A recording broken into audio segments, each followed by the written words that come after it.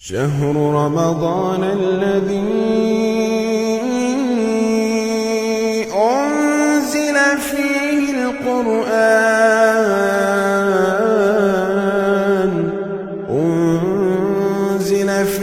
القرآن هدى للناس وبينات من الهدى والفرقان ومن الناس ما ولاهم عن قبلتهم التي كانوا عليها. یہاں سے ایک بات کہی جا رہی ہے کہ نبی کریم صلی اللہ علیہ وسلم جب تک مکہ میں تھے تو اس طرح کھڑے ہوتے تھے کہ کعبہ بھی سامنے ہوتا تھا اور بیت المقدس بھی، اور اصل قبلہ اور پہلا قبلہ بیت المقدس تھا. لیکن جب آپ مدینہ آ گئے تو اب یہ ممکن نہیں رہا، اس لیے کہ سائڈس چینج ہو گئی.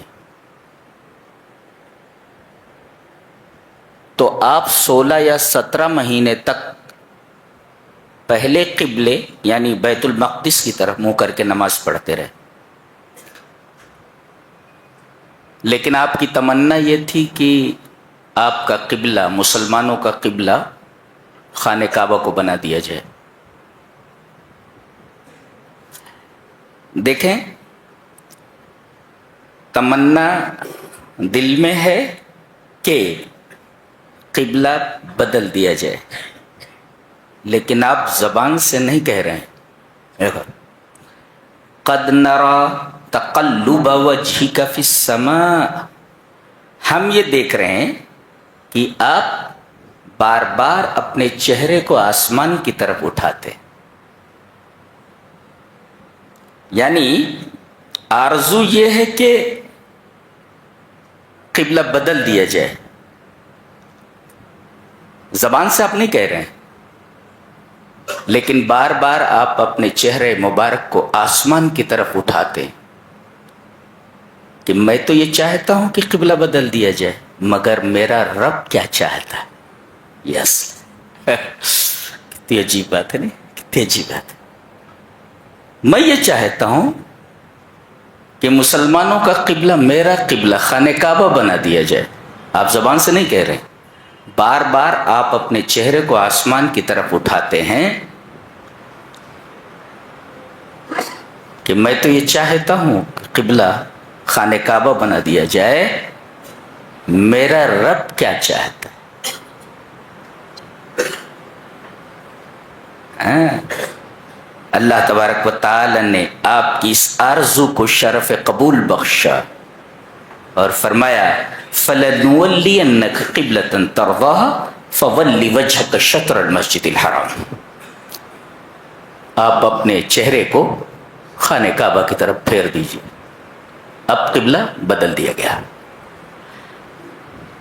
قبلے کا بدلنا تھا کہ اعتراضات کی بھرمار ہو گئی.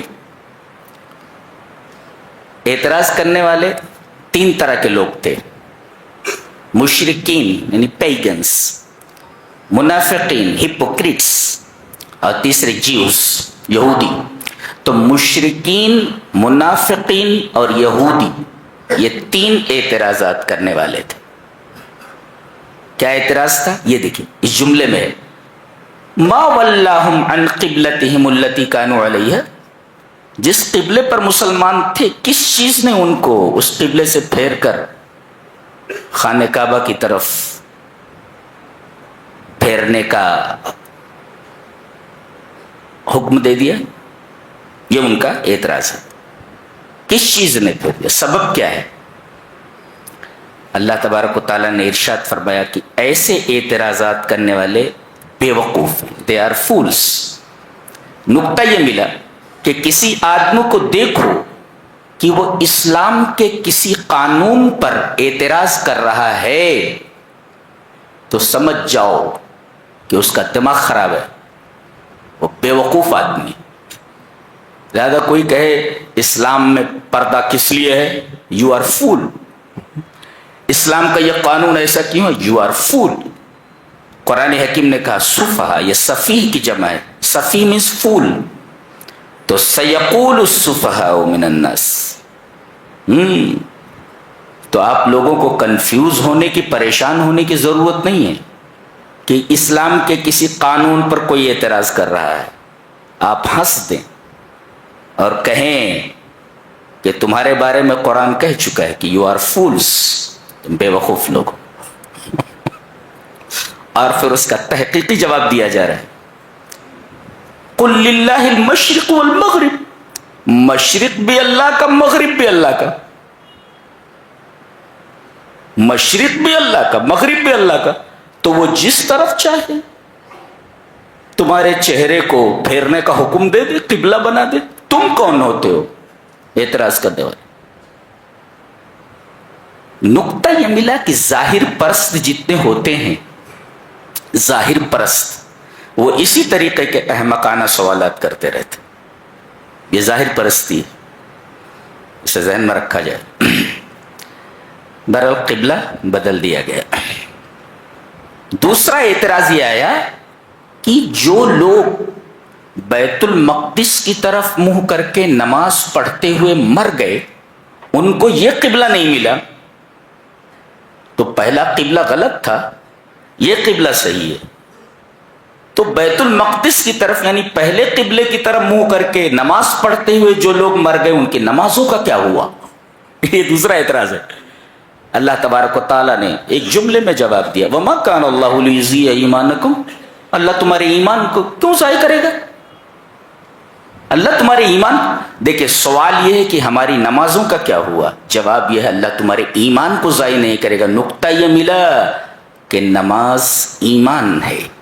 جی، آدمی جتنا اچھا نمازی ہے اس کا ایمان اتنا ہی اچھا ہے، اور جو نماز چھوڑ دے وہ اپنے ایمان پر نظر ثانی کرے کیا ایمان ہے یا نہیں ہے. کیا بتائیے، یہ قرآن حکیم کے اسرار ہیں. جی فَوَلِّ وَجْهَكَ شَطْرَ الْمَسْجِدِ الْحَرَامِ. اس کے بعد یہ فرمایا گیا وَكَذَلِكَ جَعَلْنَا، بہت غور سے سنا ہے، متوجہ ہیں، وَكَذَلِكَ جَعَلْنَاكُمْ أُمَّةً وَسَطًا، اے میرے رسول کے امتیوں، ہم لوگ صحابہ اور ہم ان کی راہ پر چلنے والے، ان کی ڈگر پر چلنے والے، سب کو خطاب کر کے کہا گیا ہم نے تم کو امت وسط بنایا. وسط مینس الافضل، بیسٹ آف آل. کیا وسط مینس؟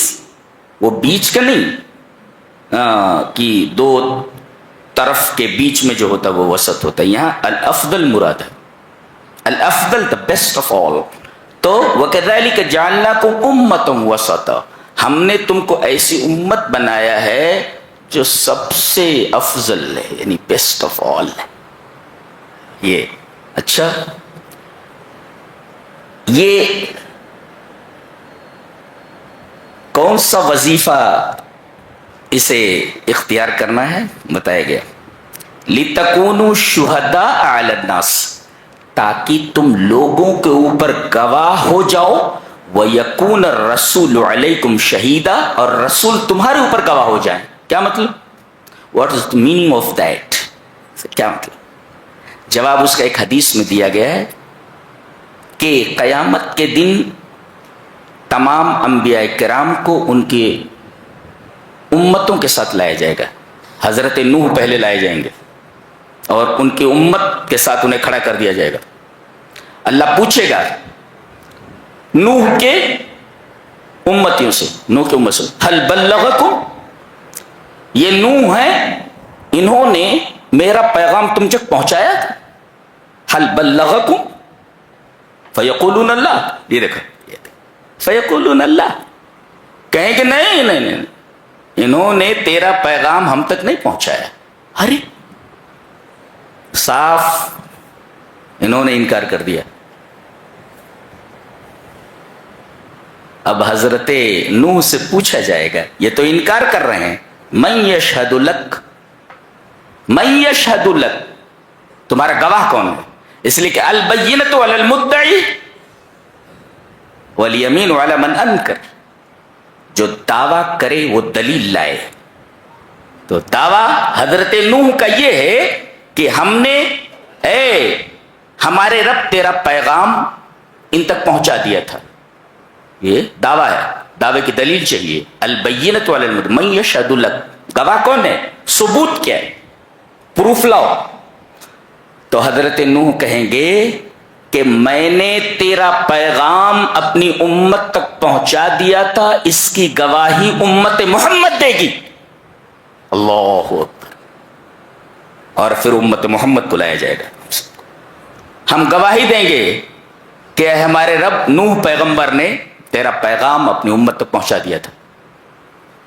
پوچھا جائے گا ما علمکم بذلک, تمہیں کیسے پتا چلا, تم نوح کے زمانے میں تھوڑی ہو, آئی وٹنس نہیں ہو تم, آئی وٹنس نہیں ہو تم, اس لیے کہ نوح کے زمانے میں تم نہیں تھے تو تم آئی وٹنس کہاں ہوئے. اور ثبوت کے لیے آئی وٹنس ہونا ضروری ہے, دونوں کے زمانے الگ ہیں, تو کیسے تم گواہی دے سکتے ہو.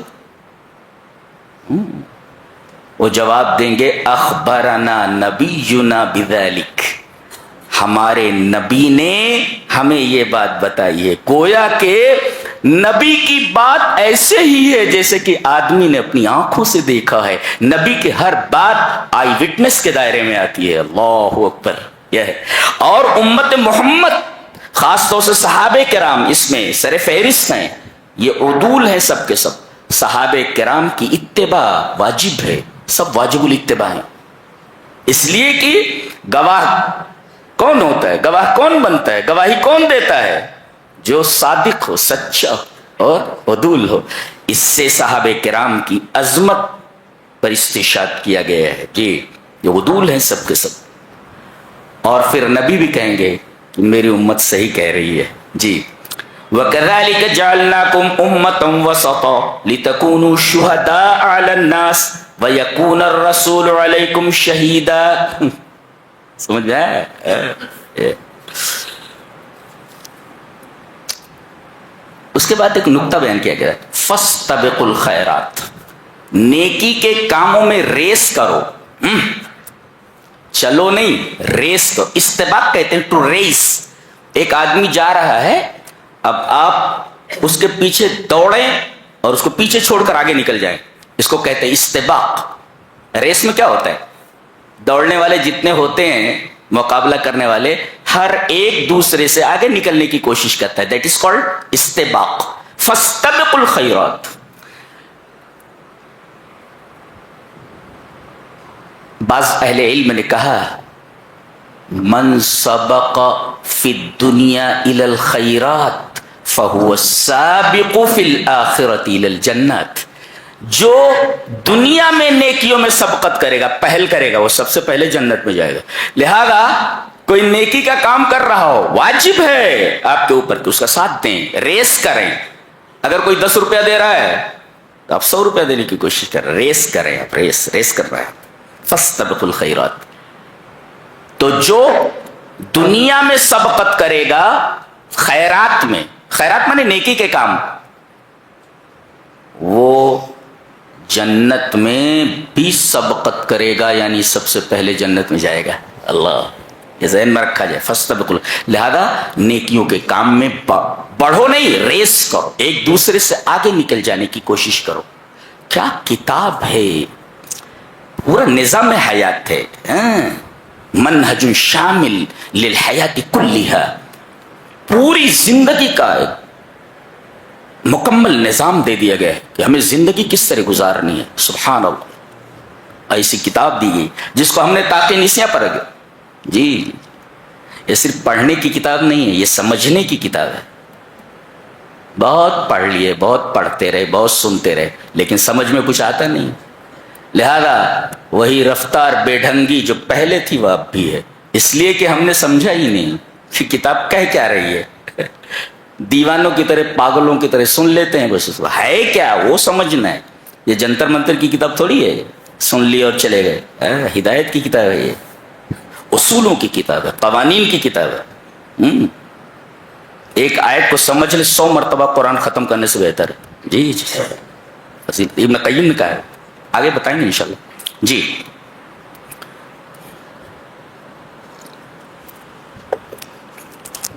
کان کھول کر سنو تو کتنی اچھی بات کہی جا رہی. فَاذْكُرُونِي أَذْكُرْكُمْ وَاشْكُرُوا لِي وَلَا تَكْفُرُونَ يَا أَيُّهَا الَّذِينَ آمَنُوا اسْتَعِينُوا بِالصَّبْرِ وَالصَّلَاةِ إِنَّ اللَّهَ مَعَ الصَّابِرِينَ. کیا ترتیب ہے.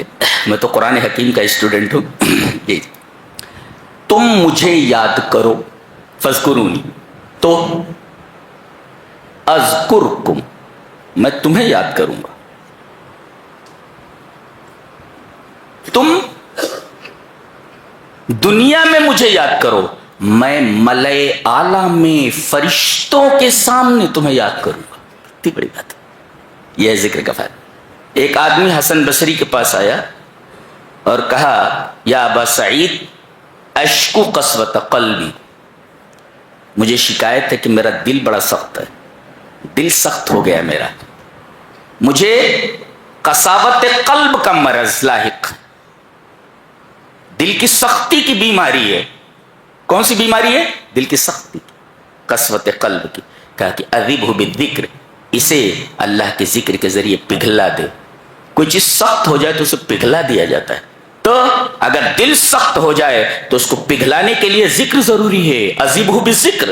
الوابل السیب, علامہ ابن قیم رحمہ اللہ نے الوابل السیب کے اندر حسن بصری کا یہ واقعہ نقل فرمایا ہے. تو دل سخت ہو جائے تو اللہ تبارک و تعالیٰ کا ذکر کرو. اور ذکر کا فائدہ کیا ہے؟ تم اس کو یاد کرو, وہ تمہیں یاد کرے گا. تم یہاں یاد کرو, تم سے بہتر مخلوق کے درمیان وہ تمہیں یاد کرے گا. ایک ذکر. اچھا, وَاشْكُرُوا لِي وَلَا تَكْفُرُوا, اور میرا شکر ادا کرو, ناشکری نہ کرو. سوال, ذکر کے بعد شکر کیوں آیا ہے؟ پہلے ذکر بعد میں شکر ہے. علماء نے جواب دیا ہے کہ الذکر بوابۃ الشکر, ذکر یہ شکر کا دروازہ ہے. آدمی اللہ کا ذکر کرے تو اسے شکر کرنے کی توفیق عطا کی جاتی ہے. ہاں, الذکر بوابۃ الشکر, ذکر یہ شکر کا دروازہ ہے. آپ شکر کے گھر میں داخل نہیں ہو سکتے جب تک کہ آپ ذکر نہ کریں. گیٹ ہے وہ کون؟ ذکر, اسی سے آپ داخل. الذکر بوابۃ الشکر. اور جب آپ ذکر کر کے شکر کے گھر میں داخل ہو گئے تو اب جو شکر کرتا ہے اس کے لیے کیا کہا گیا؟ لئن شکرتم لازیدنکم, تم جتنا شکر کرو گے اتنا ہم تمہارے اندر زیادتی کرتے رہیں گے. یہ دیکھو, ذکر سے ملا شکر اور شکر سے ملا ازدیاد نعمت, نعمت کے اندر زیادتی. یہ ہے ترتیب. فَاذْكُرُونِي أَذْكُرْكُمْ وَاشْكُرُوا لِي وَلَا تَكْفُرُونَ. یہ ذکر اور شکر کے درمیان ربط ہے. اب ذکر, شکر اور تیسرا صبر آگے آ رہا ہے اگلی آیت میں. کیا بات ہے, پہلے ذکر اور پھر اس کے بعد شکر اور اس کے بعد صبر. میں کہتا ہوں یہ تین چیزیں مل جائیں آدمی کی زندگی بن گئی. ذکر مل جائے, شکر مل جائے, صبر مل جائے, کیا چاہیے؟ اس سے بڑی نعمتیں کیا ہو سکتی ہے؟ اللہ, کیا بات ہے, کیا بات ہے, کسی کی طرح ہے. یا ایھا الذین آمنوا استعینوا بالصبر, بھائی ایمان والو صبر سے مدد طلب کرو. جی, صبر کا مطلب کیا ہے؟ نعمت ملے تو شکر کرو, اور نعمت چھن جائے یا نعمت کم ملے, تھوڑا ملے یا نہ ملے تو صبر کرو. تو مومن دونوں معاملات میں اس کی پانچوں انگلیاں گھی میں اور سر کڑھائی میں, مصیبت ہو تو صبر کرے, اور اگر نعمت ملے تو شکر کرے, اور دونوں میں مومن کا فائدہ ہے. سمجھ. اب دیکھو بڑی پیاری بات, ذہن کی گہرائیوں میں اس کو پیوست کرو, ڈالو اس کو, deep and deep and deep ڈالو اس کو. کیا؟ وَبَشِّرِ الصَّابِرِينَ, صبر کرنے والوں کو خوشخبری دے دو. کس چیز کی؟ الَّذِينَ إِذَا أَصَابَتْهُمْ مُصِيبَةٌ, جب صبر کرنے والے ایسے ہیں کہ اگر ان کو کوئی مصیبت پہنچتی ہے. مصیبت کسے کہتے ہیں؟ واٹ از مصیبہ؟ کل ما آذى المؤمن فهو مصیبہ. مومن کو جو چیز تکلیف پہنچائے, ہر چیز جو مومن کو تکلیف پہنچانے والی ہو وہ چیز مصیبت. تو جب انہیں کوئی مصیبت پہنچتی ہے تو کیا بولتے ہیں یہ؟ قالوا انا للہ و انا الیہ راجعون. پہلے یہ بولتے ہیں. پہلے ہم ان دونوں ٹکڑوں کا یہ جو دو جملے ہیں یہ انا للہ, it is the first sentence and second is وَإِنَّا إِلَيْهِ رَاجِعُونَ. contains two sentences. دیکھو, بے شک ہم اللہ کے ہیں, یہ لام تملیک ہے, یعنی ہم سب اللہ کی ملکیت ہیں. ملکیت ہے. میں کہتا ہوں کہ یہ میری ملکیت ہے, یہ this handkerchief is mine, یہ دستی میری ہے, اب میری ہے نا. اب میں اپنے اس ملک میں جیسا چاہوں تصرف کروں, پھاڑ کر پھینک دوں. جب میں میری ملکیت ہے تو I can do whatever I want. Who are you to question me? تم کون ہو تو سوال کرنے والے؟ یہ چیز میری ہے, یہ میری ملکیت ہے, تو I can do whatever I want. Who the hell are you to question me? تم کون ہو تو سوال کرنے والے؟ Who the hell are you? کون ہو تم؟ تو رب تعالی کی ہم ملکیت ہیں, اور اپنی ملکیت میں وہ جس طرح کا ہے تصرف کرے. کہتے ہیں فلسطین کے بچے مر رہے ہیں, اگر اللہ رحیم ہوتا تو بس یہ Who are you? Who are you to question him? اللہ سے سوال کرتے ہو تم کون ہو؟ اس کی ملکیت ہے, جس طرح چاہے تصرف کرے. تم کون ہو؟ ارے بھائی میری دستی ہے, میں پھاڑ دوں, پھینک دوں اٹھا کر کے. کوئی ماہر مصور ہے, بہترین پینٹنگ بناتا ہے, اور اپنی پینٹنگ کو اٹھا کر کے سمندر میں پھینک دے. Who are you to question him? آپ کون ہوتے اس سے سوال کرنے والے؟ پینٹنگ اس نے بنائی ہے نا, پھینک دیا اس نے. تو وہاں کے بچے بھی اللہ کی ملکیت ہیں, وہ جس طرح چاہے تصرف کرے. Who are you to question him? اللہ سے سوال کرتا ہے. یہ جواب ہے اس کا, یہ جواب ہے اس کا. چلو ایک بچے کو زندگی دے دی گئی 70 سال کی, کتنے گناہ کر سکتا ہے وہ؟ امکان ہے کہ نہیں؟ بچپن ہی میں اسے موت دے دی گئی, اس نے کوئی گناہ نہیں کیا, سیدھے جنت ہے. تو اللہ تبارک و تعالیٰ صرف رحمان اور رحیم ہی نہیں, حکیم بھی ہے, اس کا ہر کام حکمت پر مبنی ہے. Who are you to question him? اور اسی بات کو قرآن حکیم میں کہا گیا, لا يسأل عما يفعل وهم يسألون. اللہ سے سوال نہیں کیا جائے گا وہ ایسا کیوں کر رہا ہے. ہذا عجیب. Who are you to ask him? ہماری اوقات کیا ہے رب تعالیٰ سے سوال کرنے کے لیے؟ انا للہ, ہم اللہ کی ملکیت ہے, اپنی ملکیت میں وہ جس طرح چاہے تصرف کرے. ایک دوسرے, بچہ مر گیا, واویلا کرنے کی کیا ضرورت ہے؟ اگر میں آپ کو یہ چیز دے دوں اور میری ملکیت ہو, اگر میں مانگوں تو آپ اگر صاحب ظرف ہیں تو آپ کو میری ملکیت چپ چاپ لوٹا دینی چاہیے, اور افسوس نہیں ہونا چاہیے. جی ملکیت میری ہے بھائی, ہینڈ کرچیف میرا ہے, یہ میں نے دیا ہے آپ کو, ملکیت ہے میری, میں مانگوں آپ نہیں دیں گے.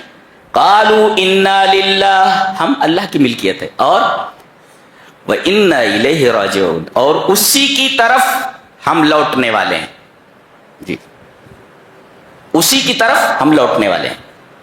یہ بچہ کافی ڈسٹرب کر رہا ہے, ہٹاؤ اس کو, ڈسٹرب کر رہے ہو تم, چل جاؤ. وَإِنَّا إِلَيْهِ رَاجِعُونَ, اور اسی کی طرف ہم لوٹنے والے ہیں. اچھا, جب آدمی یہ سمجھ لے کہ ہم سب کو ایک دن لوٹ کر کے جانا ہے, تو وہ دنیا کی پرواہ کم کرے گا, اور جو مصیبت آئی ہے وہ مصیبت اس کے اوپر ہلکی ہو جائے گی. تتہاون علیہ مصائب الدنیا, اللہ اکبر, کہ ایک دن ہمیں یہ دنیا چھوڑ کر کے جانا ہے, چند روزہ زندگی ہے, تو اگر یاد کر لے کہ ہمیں اللہ کی طرف جانا ہے تو مصیبت جو آئی ہے اس کے اوپر ہلکی ہو جائے گی. اس لیے کہ مصیبتوں کا تعلق احساسات سے ہوتا ہے. بہرحال ایک فلسفہ ہے وہ. بہرحال قالوا انا للہ و انا الیہ راجعون, ہم اللہ کی ملکیت ہے. جی, اور وہ انا, اسی کی طرف ہمیں لوٹنا ہے. اگر آدمی یہ سمجھ لے کہ ایک دن ہمیں جانا ہے, یہ دنیا کچھ بھی نہیں ہے, چند روزہ ہے یہ, تو آپ کے اوپر جو مصیبت آئی ہے وہ مصیبت آپ کے اوپر ہلکی ہو جائے گی. یہ تو فطری بات ہے. جی اچھا، ایک حدیث ہے کہ نبی اکرم صلی اللہ علیہ وسلم نے ارشاد فرمایا کہ جس آدمی کے اوپر کوئی مصیبت آئے اور یہ پڑھے کیا، انا للہ و انا الیہ راجعون اللہم اجرنی فی مصیبتی واخلف لی خیرا منہا، تو اخلفہ اللہ خیرا مما صبر. اگر آدمی یہ کہے، یاد کر لو کیا کہو گے کوئی مصیبت آئے تو، انا للہ و انا الیہ راجعون اللہم اجرنی فی مصیبتی واخلف لی خیرا منہا، بس. تو اللہ تبارک و تعالی اس چیز سے بہتر اسے عطا کرنے والا ہے جو چیز کھو گئی ہے.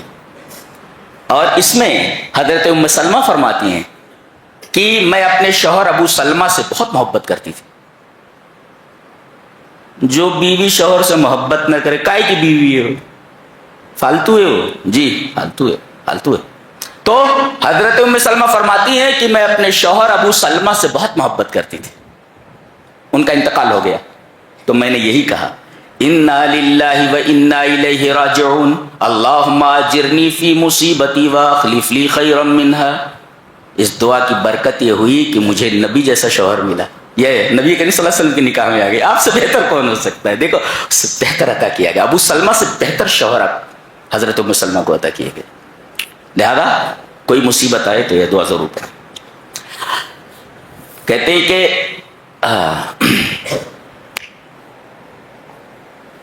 صابرین کو خوشخبری دے دو، انہیں 3 چیزیں ملنے والی. متوجہ ہیں پوری طرح؟ 3 چیزیں کیا ہیں؟ اولئک علیہم صلوات من ربہم. صلوات یہ پلورل ہے، اس کا سنگولر ہے صلات. صلات میں الثنا، تعریف. جی ورحمہ، اور رحمت یہ تمہارا نام ہے. واولئک هم المہتدون، ہدایت. اگر صبر کر رہا ہے ابھی تو 3 نعمتیں، ایک تو صلوات، دوسرے رحمت، اور تیسرے ہدایت. یہ صلوات کیا ہے؟ صلات کا مطلب وہ تعریف ہے. اللہ تبارک و تعالیٰ فرشتوں کے درمیان اس کی تعریف نہیں، یہ سنگولر نہیں ہے، یہ پلیورل ہے. صلات تعریفیں کرتا ہے اللہ تبارک و تعالیٰ فرشتوں کے سامنے، صابرین کی. اور نقطہ یاد رکھو، جب اللہ فرشتوں کے درمیان اس کی تعریف کر رہا ہے تو اس کا مطلب ایسے آدمی کو اللہ کا قرب، اللہ کی نزدیکی حاصل ہے. ایک، اور دوسرے وہ رحمہ، اور جس کے اوپر رحمت ہو عذاب قریب نہیں آتا. 2، اور ہدایت جس کے پاس ہو گمراہی اس کے قریب نہیں آتی. تو صلوات سے اللہ کا قرب حاصل ہوا کہ اللہ کے قریب ہو گیا، اور رحمت سے عذاب سے نجات پا گیا، اور ہدایت سے گمراہی سے نجات پا گیا. یہ صابرین کے 3 انعامات ہیں. ذہن میں رکھو، اولئک علیہم صلوات من ربہم ورحمہ واولئک هم المہتدون. اور ایک عجیب بات کہی جا رہی ہے کہ جب بہترین استاذ ہوتا ہے تو پہلے اورل سمجھاتا ہے، 1/2 + 1/4 = اتنا اتنا اتنا، اس کا LCM نکال لو، یہ ہو، ایسا ہو گیا، ہو گیا. اب اورل تو بتا دیا، اب بورڈ پر لکھ کر کے بتاتا ہے اس کو اس طرح حل کرو، اس طرح حل کرو. اسے 1/2 + 1/4، 2 اور 4 کا پہلے LCM نکالو وغیرہ وغیرہ. آپ لوگ نئے نئے طریقے سیکھوں گے، ہم لوگ ایسے پڑھیں. جی تو ایسا بتائے گا. اللہ تبارک و تعالی صابرین کی فضیلت بیان کرنے کے بعد بورڈ کے اوپر سمجھا رہا ہے. جی صبر کسے کہتے ہیں اور صبر کا پھل کیا ہوتا ہے. حوالے میں صفا اور مروہ کو ذکر کیا گیا. ان الصفا والمروہ من شعائر اللہ. صفا اور مروہ کو میں نے اللہ کے شعائر میں سے بنا دیا. اللہ کے شعائر کہ یہاں اللہ کی ایک بندی کو اللہ کا خلیل چھوڑ کر چلا گیا تھا شیر خوار بچے کے ساتھ. چاروں طرف ریت ہی ریت، چاروں طرف پہاڑیاں ہی پہاڑیاں، پانی کہیں دکھ نہیں رہا ہے، کوئی آدمی نہیں دکھ رہا ہے، بے آب و گیاہ میدان ہے، اور بچے کو ہاجرہ کے حوالے کر کے حضرت ابراہیم جا رہے، پیچھے مڑ کر دیکھ بھی نہیں رہے، اس لیے کہ اللہ کا حکم ہے کہ وادی غیر ذی زرع میں چھوڑ کر کے آؤ اپنی بیوی کو اپنے بچے کے ساتھ۔ کیسا آدمی اللہ اور اللہ کا خلیل، جو بات کہی گئی سر تسلیم خام۔ ذرا کسی جنگل میں اپنی بیوی کو اپنے بچے کے ساتھ چھوڑ کر بتاؤ کہاں سے جگر لاؤ گے ایسا؟ اللہ کا خلیل ہی ایسا جگر لا سکتا۔ جا رہے ہیں تو کہہ رہی کہاں جا رہے ہیں چھوڑ کر کے اس بے آب و گیا میدان میں؟ کہنے لگے اللہ کا حکم ہے۔ دیکھو یہ شوہر اللہ کا حکم، بیوی کہہ رہی اگر اللہ کا حکم ہے تو اللہ ہمیں ضائع نہیں کرے گا۔ اللہ اکبر، یہ بیوی اگر اللہ کا حکم ہے تو اللہ ہمیں ضائع نہیں کرے گا، اور ضائع اللہ اکبر۔ تڑپتے ہیں ہم لوگ جانے کے لیے وہاں جہاں یہ عورت دوڑی ہے صفا اور مروہ پر، صفا سے مروہ، مروہ سے صفا، ہمیں صحیح کرنا پڑتا ہے یہ عمرے میں اور حج میں۔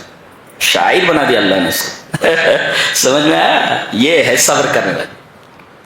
بچہ پیاسا ہے، پانی چاہیے، دوڑ رہی ہے، صفا پر جا کر کے دیکھتی ہے کہ کوئی قافلہ ہو، کہیں پانی نظر آ جائے، وہاں سے مروہ آتی ہے، دیکھتی ہے، کہتا اللہ اکبر، کیا صبر ہے۔ یہ پریکٹیکل دکھایا گیا۔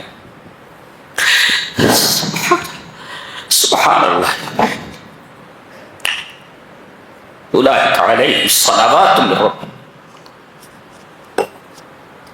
بشر الصابرین۔ صبر دیکھنا تو اس عورت کو دیکھو اور اس کے شوہر کو دیکھو۔ ارے یہ تو چھوٹی بات تھی، کہا کہ بیٹے کو ذبح کرنا ہے تجھے، لو بیٹے کو ذبح کرنا ہے۔ کیا کلیجہ رہا ہوگا کہ بیٹے کو زمین پر گرا دیا اور چھری لے کر کے گردن پر رکھ دی۔ اتنی محبت کر سکتے اللہ سے؟ اللہ سے اتنی محبت کیسے کر سکتے کہ بیٹے کو زمین پر پٹک کر کے اس کی گردن پر چھری رکھتے ہوئے؟ کیونکہ اللہ کا حکم ہے۔ یہی چیز ہمارے درمیان ہے، ہمارے دلوں میں نہیں ہے۔ لات جوتے کھاؤ، پوری دنیا میں صرف لات اور جوتے کھا رہے ہو، تمہارے پاس کھونے کے لیے بچا کیا ہے؟ سب تو کھو چکے ہو قرآن حکیم کو چھوڑ کر کے۔ تمہارے پاس سب کچھ ہے سوائے قرآن کے، کھونے کے لیے بچا کیا ہے؟ تمہاری اوقات کیا ہے پوری دنیا میں؟ کوڑی کی اوقات نہیں ہے، کوڑی کی، اس لیے کہ تم نے قرآن کو سینے سے نہیں لگایا۔ سمجھ گئے جی؟ یہ ہے کوڑی کی اوقات نہیں۔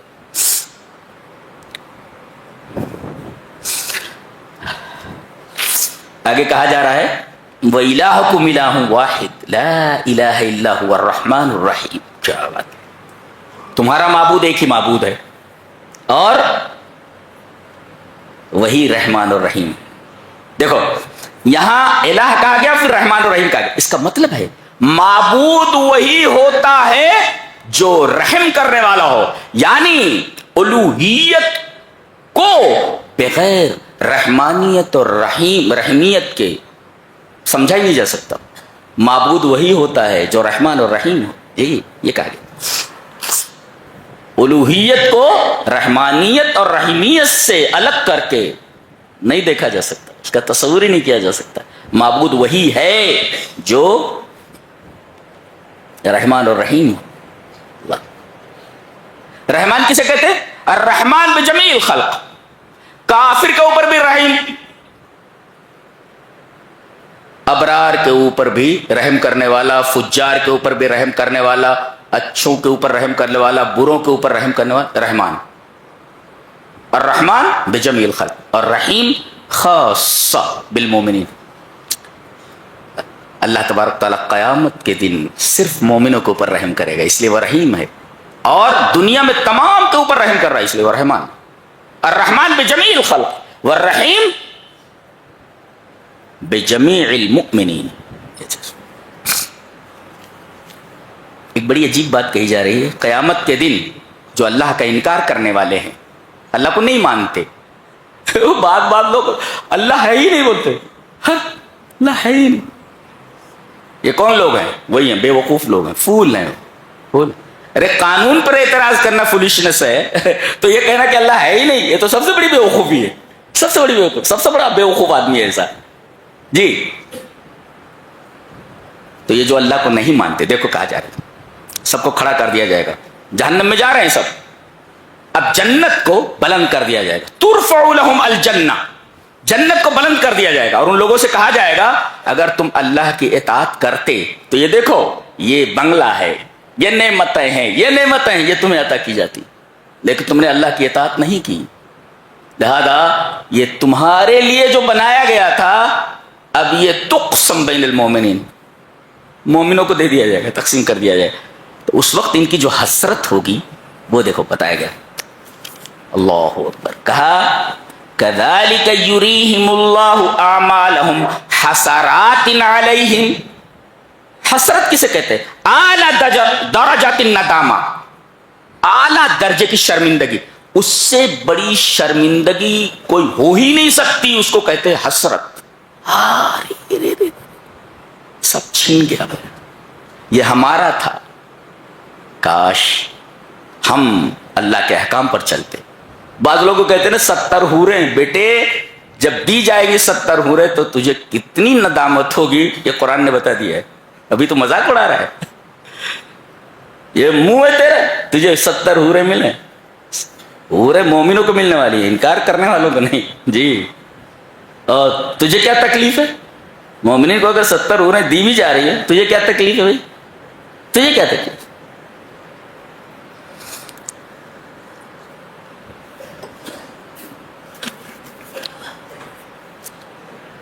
اس کے بعد یہ رمضان کا مہینہ ہے، اس کے بارے میں بات کی جا رہی۔ یا ایھا الذین آمنوا کتب علیکم الصیام، ایک ہوتا ہے کتب لکم، یہ میں عام بات نہیں کرتا، وہ سب تقریر میں سنتے رہتے ہیں آپ جی۔ کتب لکم ایک کتب علیکم، یہ دونوں قرآن میں ہیں۔ ادخلوا الارض المقدسۃ التی کتب لکم، کتب لکم لا لا، اور یہاں کتب علی، تو ما الفرق بین کتب علی و کتب لا؟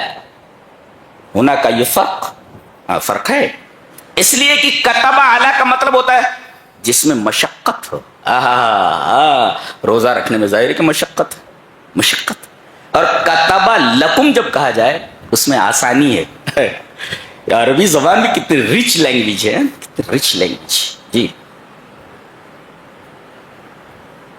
اور یہ روزے صرف تمہارے اوپر فرض نہیں کیے گئے ہیں، تم سے پہلے لوگوں کے اوپر بھی فرض کیے گئے تھے۔ نکتہ کیا ملا؟ نکتہ یہ ملا اگر ہم روزہ رکھ رہے ہیں تو جتنے بھی روزہ دار ہیں ہم ان کی صف میں داخل ہو چکے ہیں، اس زمرے میں ہیں۔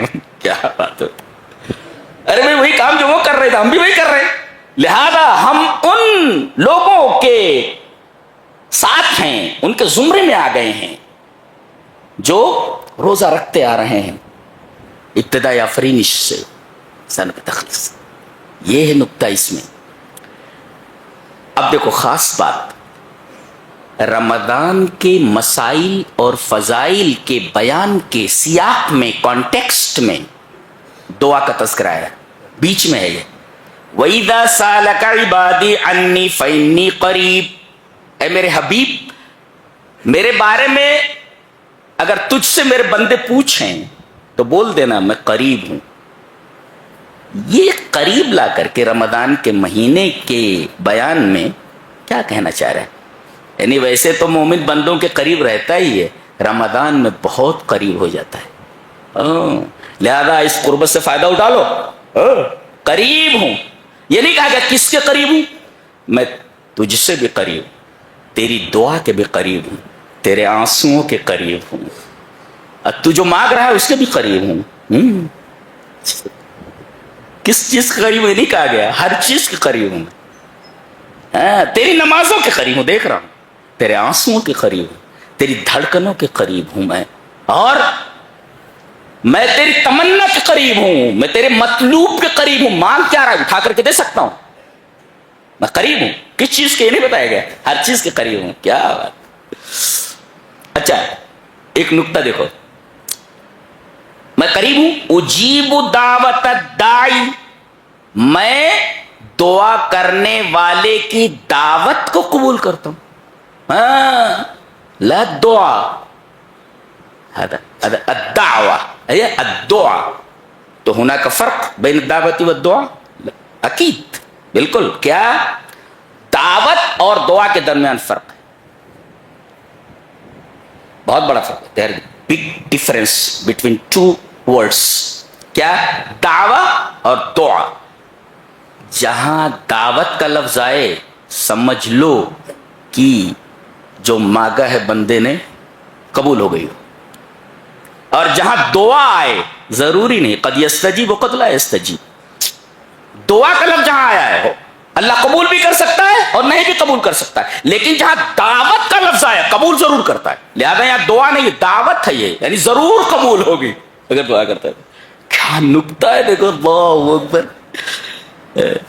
وہ میں تلاش کر رہا تھا کہ مل فرق بین هذین اللفظین, ان دونوں لفظوں کے درمیان فرق کیا ہے, وہ ملا.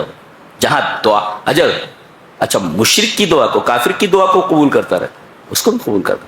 فرمایا جب انہیں کوئی شر پہنچتا تو فضو دعائن عریض, فضو دعائن عریض, لمبی چوڑی دعا کرتا ہے, وہ لمبی چوڑی دعا کرتا ہے. دیکھو وہاں دعوت نہیں کہا گیا اس لیے کہ وہ کافر کی دعا ہے, اللہ قبول بھی کر سکتا ہے نہیں بھی قبول کر سکتا. وہاں دعا ہے, دعوت نہیں. لہذا دعوت کا جہاں لفظ ہے, دعوت ایسی دعا ہے جو ضرور قبول ہوتی ہے, اور یہ یہاں پر لائی گئی رمضان کے بیان کے سیاق میں. لہذا جو مانگنا ہے مانگ لو اللہ تبارک تعالیٰ سے. اللہ فرما رہا ہے اجیب دعوت الداع, میں دعا کرنے والے کی دعوت کو قبول کرتا ہوں. اور ایک نقطہ بتاؤں, وللہ المثل الاعلی, اگر میں آپ کو دعوت دوں آپ نہیں آئیں گے.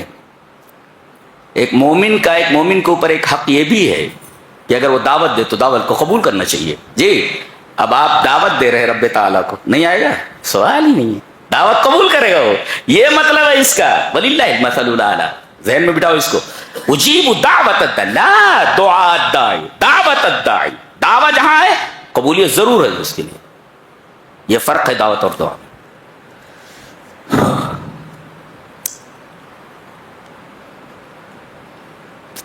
اس کے بعد کہا گیا ہے اس میں ایک عمل بڑا اچھا ہے, اعتکاف.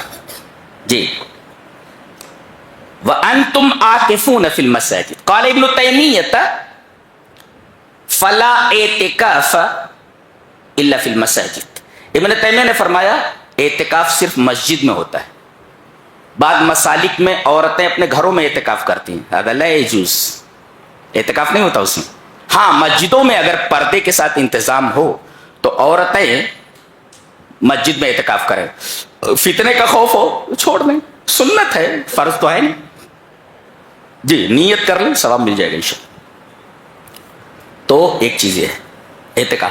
اچھا اعتکاف سنت کیا ہے؟ رمضان میں آخری عشرے کا 10 دن, یہ سنت ہے. کیا آدمی 1 گھنٹے 2 گھنٹے کا طواف کر سکتا ہے؟ جی ہاں, هذا يجوز, جائز ہے. حضرت یعلا ابن امیہ کی روایت موجود ہے مصنف عبد الرزاق میں صحیح سند کے ساتھ کہ انی لامکث فی المسجد الساعة ولا امکث الا لاعتکف.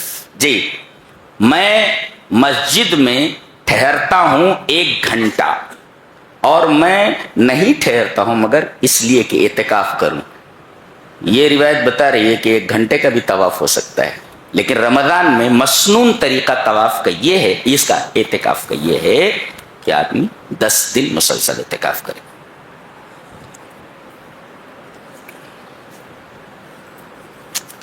اور جہاں یہ بیان ختم ہو رہا ہے روزوں کا, کہا گیا وَلَا تَأْكُلُوا أَمْوَالَكُمْ بَيْنَكُمْ بِالْبَاطِلِ, حرام مت کھانا. جی رمضان کا بیان جہاں ختم ہو رہا ہے وہاں یہ کہا جائے حرام مت کھانا. پتہ یہ چلا جو حرام خور ہیں ان کا روزہ قبول نہیں ہوتا. جی حرام چیز سے پرہیز کر, یہ روزہ ہے. آگے حج کا بیان آ رہا ہے. الحج اشہر معلومات, حج کے مہینے معلوم ہیں. معلومات عند العرب, عرب جانتے تھے کہ وہ کون سے مہینے حج کے, شوال, ذی قعدہ اور لیال من ذی الحج, ذی الحج کی 10 راتیں اور پورا مہینہ شوال کا اور یہ پورا ذی قعدہ. شوال, ذی قعدہ, لیال عشر من ذی الحج. نبی کریم صلی اللہ علیہ وسلم نے فرمایا حج سبھی کو جاتے ہیں، حج مبرور جسے مل گیا تو اس طرح لوٹتا ہے جیسے بچہ جو اپنی ماں کے پیٹ سے نکلا ہوا ہو، کہ اس کے اوپر کوئی گناہ نہیں ہوتا۔ سوال یہ کہ حج مبرور کسے کہتے ہیں؟ حج مبرور، حج مبرور کے بارے میں اہل علم کہتے ہیں کہ الحج المبرور ہوا ان یرجع صاحبہ زاہدا فی الدنیا راغبا فی الاخرہ۔ حج کر کے اگر آدمی لوٹتا ہے اور دنیا سے دل کم لگاتا ہے اور آخرت کے کام زیادہ کرتا ہے تو سمجھو حج مبرور ہے۔ بعض لوگوں نے کہا کہ حاجی صاحب حج کر کے آئے، نوکروں کے اوپر اور زیادہ سخت ہو گئے، یہ حاجی اس کا حج مبرور نہیں، وہی رفتار بے ڈھنگی جو پہلے، اب بھی وہی ہے، وہ کچھ حج نہیں ہوا اس کا۔ اور الحج المبرور لیس لہ جزاء الا الجنہ، اگر حج مبرور مل گیا تو اس کی جزا جنت کے سوا کچھ نہیں ہے۔ اور حج مبرور کی پہچان کیا ہے؟ ہوا ان یرجع صاحبہ زاہدا فی الدنیا راغبا فی الاخرہ۔ اگر آدمی کو دیکھو کہ لوٹنے کے بعد دنیا سے دل کم لگاتا ہے، آخرت میں مسجدوں سے اس کا تعلق زیادہ ہے، نیکی کاموں میں زیادہ، سب میں اس کا حج مبرور ہے۔ لیکن اگر اس کا الٹا دکھو تو کہہ سکتے ہو روپے خراب ہو گئے، اس کے پیسے خراب ہو گئے، اس کے پیسے خراب ہو گئے۔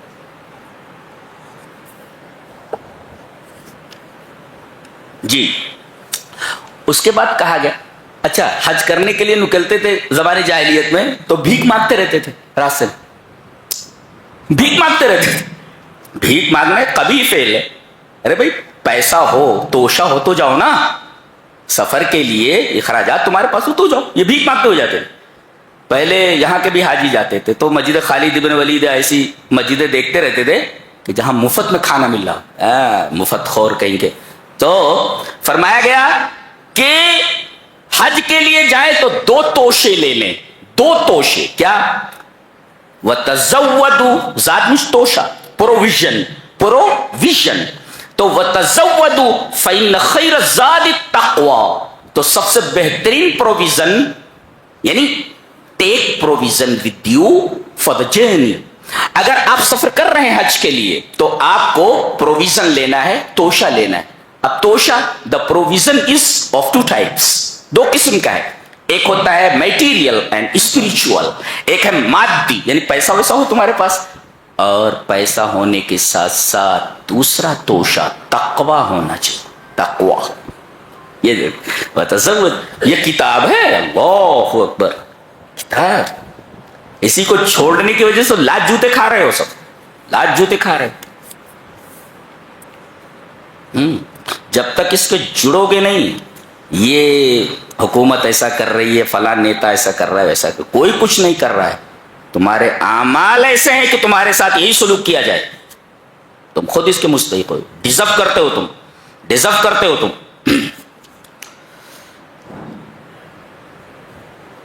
بہت عجیب و غریب اصول، یسألونک عن الخمر والمیسر، یہ شراب اور جوئے کے بارے میں سوال کرتے ہیں، تو آپ کہہ دیجیے فیہا، کیا کہتے ہیں کہ فیہا اثم فیہما اثم کبیر ومنافع للناس، شراب میں اور جوئے میں منافع زیادہ ہے، یہ منفعتن کی جمع ہے، منافع جمع منتہی الجموع، بہت سارے فائدے ہیں کس میں؟ شراب میں، اور جوئے میں لگ گیا تو گیا، ہاں لگ گیا تو کروڑ پتی ہو گیا۔ کہا کہ منافع ہیں لیکن اسم کبیر، دیکھو اسم واحد ہے گناہ اور منافع پلیورل ہے، یعنی گویا کہ اس پلیورل کو سنگولر کے مقابل میں لایا گیا ہے، گناہ واحد اور منافع پلیورل۔ نقطہ یہ ملا کہ کسی چیز میں دیکھو کہ فائدے زیادہ ہیں مگر تھوڑا سا گناہ موجود ہے، جی تو ایسے ہی ہے جیسے ایک بکٹ پاک پانی کے اندر ایک قطرہ پیشاب ڈال دیا جائے پورا پانی ناپاک ہو جاتا ہے، ایسے ہی ہے وہ۔ قل فیہما اثم کبیر ومنافع للناس، جی واسمہما اکبر من نفع، ان کا گناہ ان کے نفع سے بڑا ہے، زیادہ ہے نہیں، بڑا ہے۔ یہ زیادہ اور بڑا میں کیا فرق ہے؟ یعنی ان دونوں کا گناہ زیادہ ہے ان کے نفع سے، یہ نہیں بڑا ہے ان کے۔ پتہ یہ چلا کہ یہ نہ دیکھا جائے کہ زیادتی کیا ہے، یہ دیکھا جائے کہ اس کا وزن کیا ہے، اس کی سنگینی کیا ہے. اللہ اکبر، یہ سنگینی کیا ہے. تو منافع کسی چیز میں زیادہ ہوں منافع، لیکن اس کے اندر اگر کوئی حرام کام آ گیا، کوئی گناہ کی چیز آ گئی، تو منافع کو چھوڑ دیا جائے، تمام منافع کو چھوڑ دیا جائے. جی ایسے تمام دھندوں کے لیے یہ اصول ہے.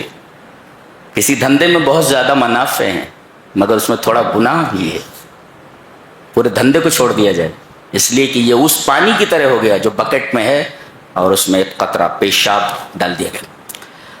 اس کے بعد کہا گیا کہ کوئی مومن لڑکا کسی کافرہ اور کسی مشرکہ لڑکی کو بھگا کر نہیں لے جا سکتا، شادی نہیں کر سکتا اس سے، جائز نہیں ہے. کہتے ہیں فلاں قوم کی ہے اور فلاں جو ہے سیکٹ کی ہے وغیرہ وغیرہ، تو ہم سے شادی کر لیتے ہیں. لا لا لا لا یجوز. ولا تنکحوا المشرکات حتی یؤمن، جب تک ایمان نہ لے آئے تب تک شادی کرنا جائز نہیں.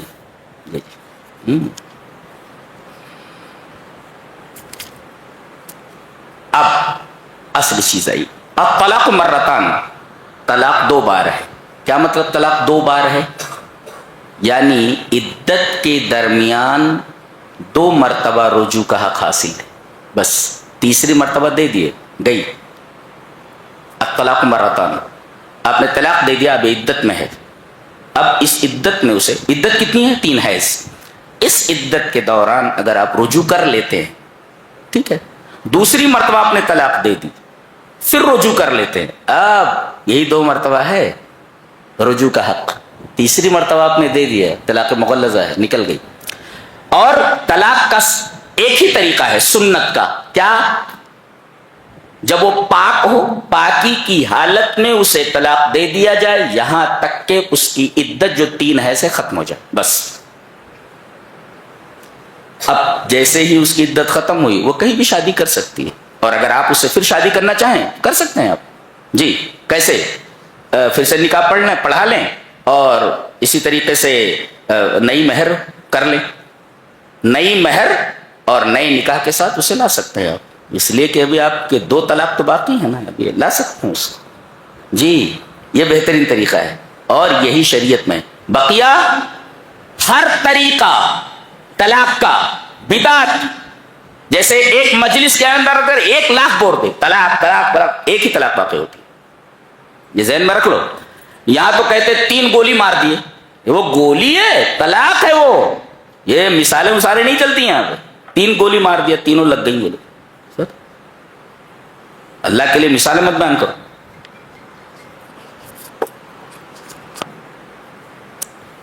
اور حلالہ لکھ لو، نوٹ اٹ ڈاؤن، اس کو اچھی طرح لکھ لو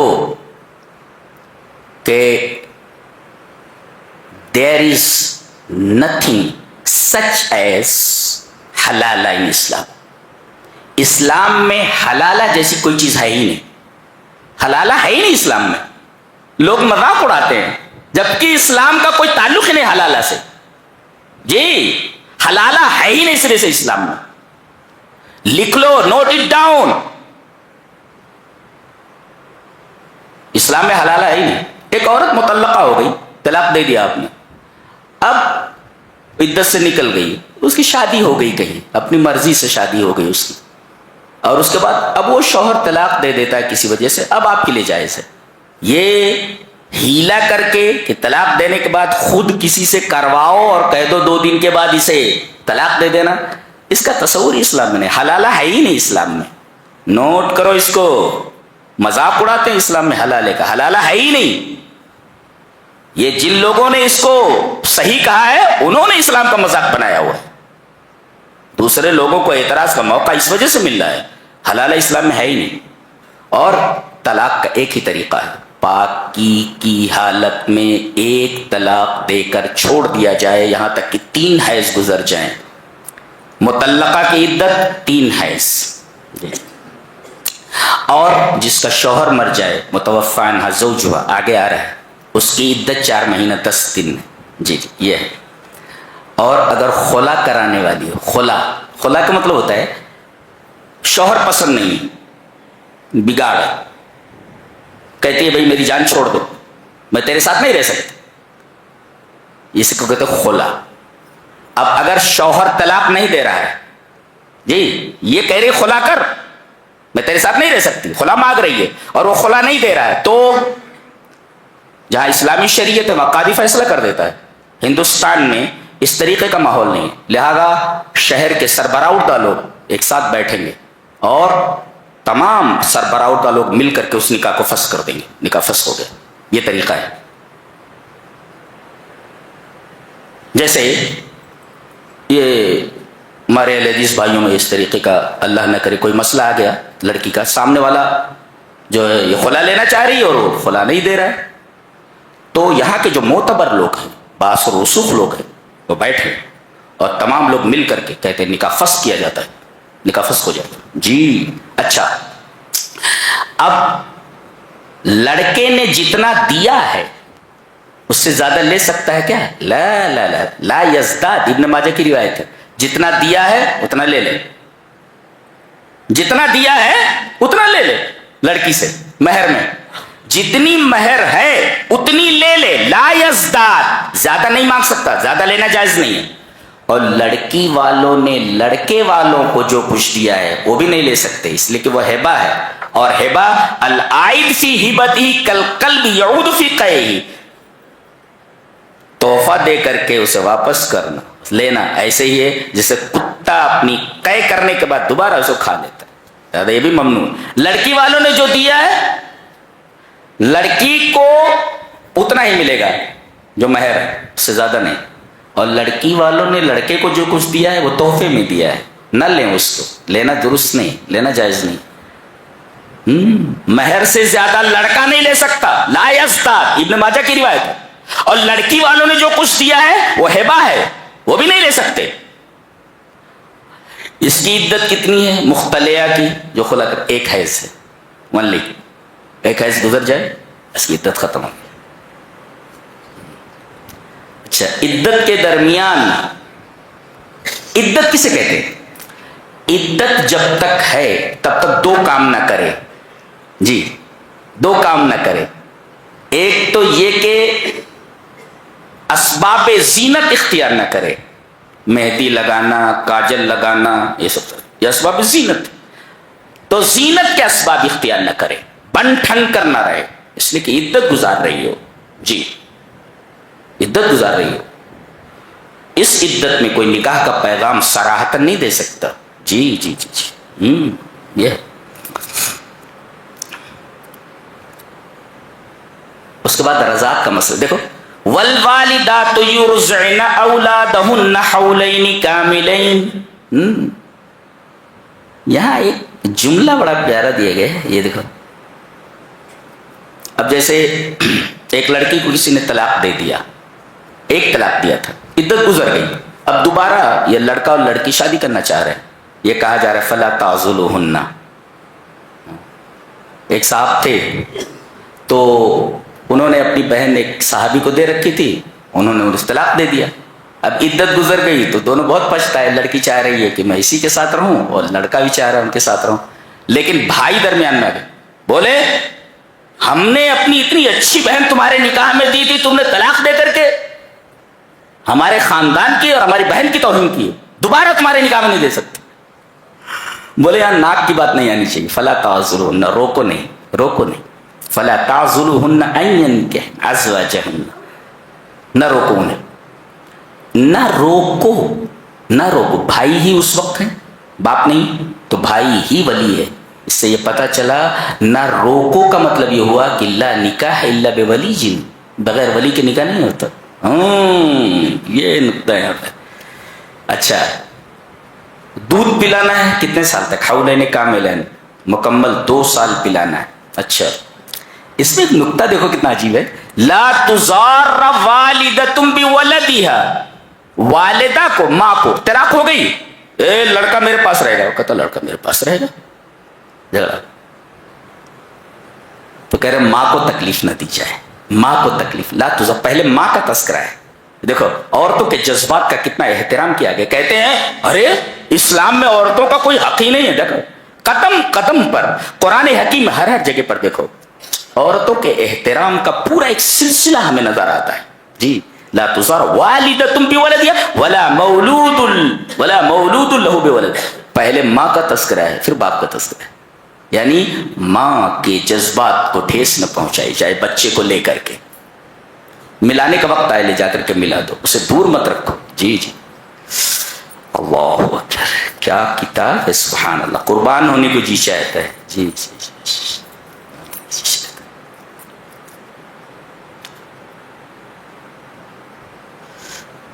آگے بیان کیا جا رہا ہے کہ بنی اسرائیل جو تھے یہ جب اللہ کے احکام سے روگرداں ہوئے تو اللہ تعالیٰ نے عمالقہ کو, ایک قوم ہے بہت طاقتور قوم, ان کو اوپر مسلط کر دیا.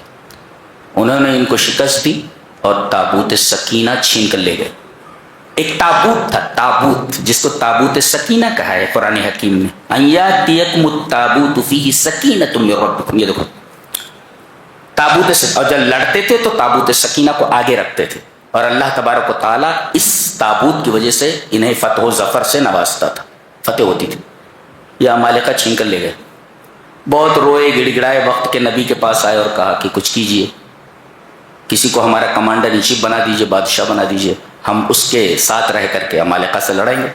تو وقت کے نبی نے کہا کہ طالوت کو ہم تمہارا کمانڈر ان چیف بناتے ہیں.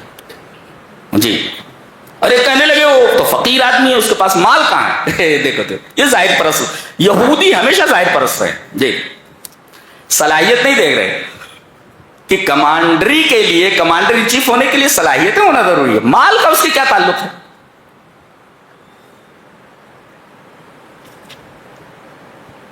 کہنے لگے انا یکون له الملک علینا, ہمارے اوپر اسے کمانڈر کیسے بنا سکتے ہیں. ونحن احق بالملک منه ولم یؤت سعۃ من المال, اس کے پاس مال ہی نہیں, فقیر آدمی طالوت. قال ان اللہ اصطفاه علیکم وزادہ بسطۃ فی العلم والجسم. اس کے پاس لڑائی کا ٹیگ بھی ہے اور طاقتور بھی ہے. یہ دو چیزیں جو مطلوب ہیں لڑائی کے لیے وہ اس کے اندر موجود ہے. نقطہ یہ ملا کہ جو جس صلاحیت کا مالک ہو اس کو وہی عہدہ دیا جائے. اب کسی سبزی بیچنے والے کے ہاتھ میں آپریشن تھیٹر کا ٹیبل دے دیا جائے, کیا کرے گا, مریض کو مار ڈالے گا. تو جو جس صلاحیت کا مالک ہو اس کو اسی عہدے پر رکھا جائے. جی جی بہت سارے لوگ وہ ڈونیشن وغیرہ دے کر کے اسکولوں میں گھسے ہوئے ہیں اور پڑھانے کا طریقہ بالکل نہیں, کچھ آتا جاتا نہیں ان کو. بہت سارے لوگ ایسے گھسے ہوئے. تو بتایا گیا وزادہ بسطۃ فی العلم والجسم, جسم بھی اور علم بھی. بہرحال کہا کہ علامت کیا ہوگی ان کی بادشاہت کی, ہم کو علامت چاہیے. ظاہر پرست ہے. کہا کہ علامت یہ ہوگی کہ فرشتے اٹھا کر کے تابوت سکینہ کو طالوت کے گھر کے سامنے رکھ دیں گے. لا کر کے فرشتوں نے رکھ دیا.